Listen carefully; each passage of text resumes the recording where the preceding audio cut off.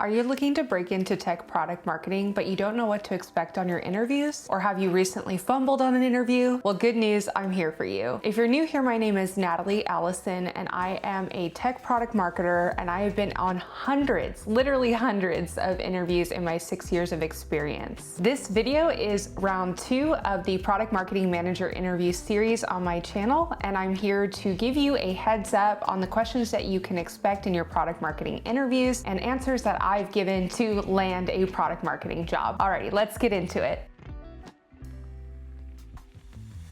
One of the first questions that you'll probably be asked on your product marketing manager interview is, what makes you want to apply for our company? Or why do you want to work here? Now, I know it's tempting, especially if you're applying to so many different product marketing jobs. I've been there, I know how you feel, but please try not to give a generic answer, and especially an answer around the trajectory of the company. For example, I'm really excited to work at XYZ company because I saw that you were going IPO, or it's been rumored that you will go public soon. You really want to take the time either the night before or a couple hours before your interview to really research the company, the product and services that they offer, read some case studies, learn about their customers and why their customers chose their solution, what challenges they went through. Just take the time to really prepare for the interview and really take the time to jot down memorable quotes from the customers that you can bring up on your interview. Coming prepared to the interview with a good understanding of the company, products or services that they offer, their customers, and even some competitive research will really help you to stand out on your product marketing interviews. Because believe it or not, I was a hiring manager, and I can tell you from my experience, a lot of people don't come to the table with this kind of information. If I look at top product marketing executives in the tech space, I can see that this is a really common challenge or a common thing that they see on interviews. It really creates a hesitancy to move you forward. So come prepared, do your homework, and you've got this. Next is the question that's only come up a handful of times on my product marketing manager interviews, but I think is such a great question. And that's the question of, give me an example of how you've solved a customer's problem. I love this question because it really is asking you to give an example of a core competency of a product marketer, which is really being that voice of the buyer or voice of the customer. Whether you've done formal buyer interviews as a product marketer, or maybe you're in sales or another customer facing role, this is a great opportunity to showcase how you can actively listen to customers' challenges without bias and really work towards solving their problem and achieving their goals. I have many examples of this in my tech sales days, but I'll focus on my recent product marketing experience. After conducting buyer interviews with a new type of buyer, the CTO or the Chief Technical Officer, I learned that they weren't really interested in all the bells and whistles of the actual product that we were selling, but they really cared about the security and the compliance of the product itself and the underlying architecture. With this information, I went out and created marketing material that would really answer that buyer's questions. Are we compliant? How secure are we? Really making sure that I'm putting the material that they care about at the forefront. So we added that marketing material to some account-based marketing campaigns, and we were incredibly happy to see a 200% increase in our lead generation. This is just one example, of course, of how you can take that insight from your buyers, what they care about, and actually take it into real actionable items for you and creating really effective marketing collateral that leads to results. If you have an example of how your buyer insights and insights into the customer's problem influence the product roadmap, that's even better. That's a stellar answer that you can give on your product marketing interview. But if you don't, that's okay. These are all just examples of answers that you can give, but sometimes you have to be a bit creative when you don't have direct PMM experience. I come from tech sales, so I know this challenge, but I can tell you can do it. All you need to do if you don't have direct experience in product marketing is figure out what the ideal customer is, or who that person is for the company you're interviewing for. And if you have enough time, do some cold outreach. Reach out on LinkedIn, ask them if you can have a really quick conversation just about the buying process, how they evaluate different solutions. From there, you can take that information and come to your interview with recommendations of what the company can do on the product marketing side to take these insights from the buyer and create effective effective marketing. So you're actually coming to the table with some ideas for them to implement should they want to. Next is an oldie but a goodie, and that is the simple question of what is product marketing? And let's face it, a lot of people don't understand what product marketing is. And it's not really their fault. Every organization has product marketing doing different activities, or maybe splitting multiple activities different ways based off of investments and where they're really putting their strategy into place. The interviewer is not only asking you this question to test if you really understand the core competencies of being in product marketing, but they also are interested in hearing, maybe certain aspects of the role or the discipline that you really connect to. The answer that I always give is that product marketing really serves as the voice of the customer or the voice of the buyer echoed throughout the organization. Product marketing serves as a proxy for the buyer's voice. We're advocating for the buyer's concerns, their needs, and their desires in the product or service that you're offering. I believe that yes, product marketing is composed of so many different things. You have to be a strong communicator. Usually you have to be a really strong writer. You have to work cross-functionally, and you have to have technical expertise to really walk the talk with the product. But I believe at the core, product marketing is really all about the hunt for the buyer insights or the reasons and things that they look for when they're evaluating a product or solution. And you're really trying to take the time to do any of these activities to get to the root of the challenges that they're facing and how your company can uniquely solve those challenges. Next is a bit of a test to see your storytelling skills, but also if you understand some of the core competencies in product marketing. And that's when the interviewer asks you to pitch your current product at your current organization. Now, a really strong answer will incorporate the fundamentals of product marketing. So if you haven't done this work at your current company, that's okay. You might just have to do a little bit of homework to answer this question concisely. You can use this simple formula available from the Product Marketing Alliance as a free resource to really create that strong positioning statement. From there, you'll move on to messaging, which is that external communication, really highlighting the benefits that the customers can expect with your unique solution. Kind of the showing of how your positioning statement really comes to life for customers. Creating compelling messaging is usually a very long-term type of project within an organization. It requires a lot of iteration from coming up with the messaging, but also working cross-functionally to really determine what parts of your solution are realistically going to solve the buyer's expectations or their needs. In this case, you might not have the time to do that, and so you can use these examples that are quick and easy to make a makeshift kind of messaging that you can use on your interview. You can also acknowledge to the interviewer that you know that usually creating a compelling message really requires those steps I just went through, right? So you can let them know that it usually requires cross-functional meetings to align. It usually requires competitive analysis to make sure that you're talking about your unique differentiation in the space. And so you can kind of give the interviewer a little bit of relief that although you might not have done all these steps, you know what's required to do this work effectively. The next one is a question I've heard so many times on product marketing interviews, and you're very likely to hear this as well. And it's to give an example of a company that's doing product marketing really well, or a company that you admire their product marketing department and their efforts. Especially if you're in tech, it's very common if you do a Google search to answer this question by talking about the usual suspects, which is something like Salesforce, for example. On a recent interview that I did where I landed my current job, I talked about Autodesk. Autodesk is a software company that caters to construction companies, manufacturers, architecture firms, etc. I mean,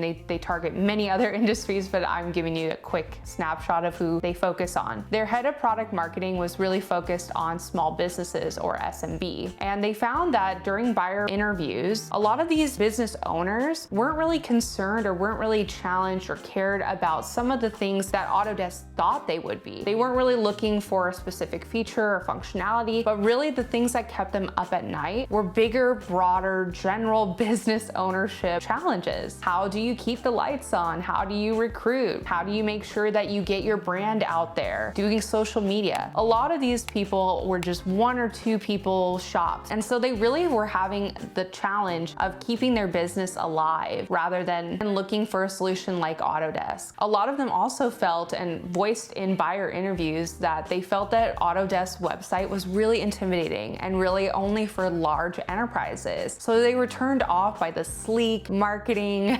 images and the overall messaging of the Autodesk website. With this in mind, the head of product marketing that was focusing on the segment or the group of customers that are considered small small businesses decided to create a microsite, or a smaller version of a website that really focused on these general business challenges, such as recruiting, such as keeping the lights on operationally, how to cut costs, how to get your brand out there, like I said. And they brought in experts in the field to also provide content. So they really solidified their reputation as someone that you could trust for not only whatever product or service that Autodesk was selling to them, but also that you could seek out their content to solve these bigger business problems. Even though Autodesk's actual products couldn't solve these directly, it was a helpful source for people to go and really listen to others in the space who might have similar challenges and learn and grow their business. This is a really risky choice for product marketing, but I love it because it really shows how the buyer's voice led the activities that the marketing team did and ended up creating this sense of trust, and really beyond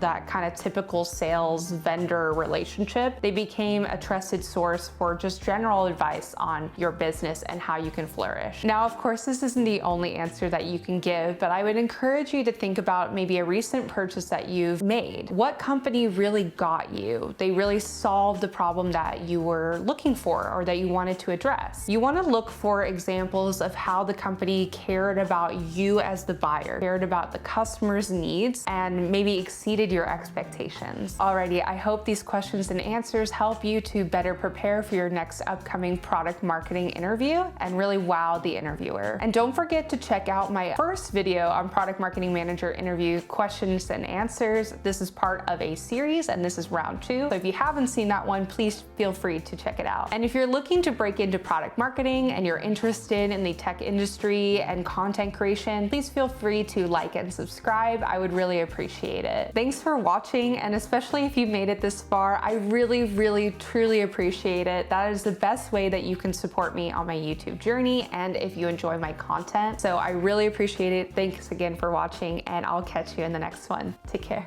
Bye.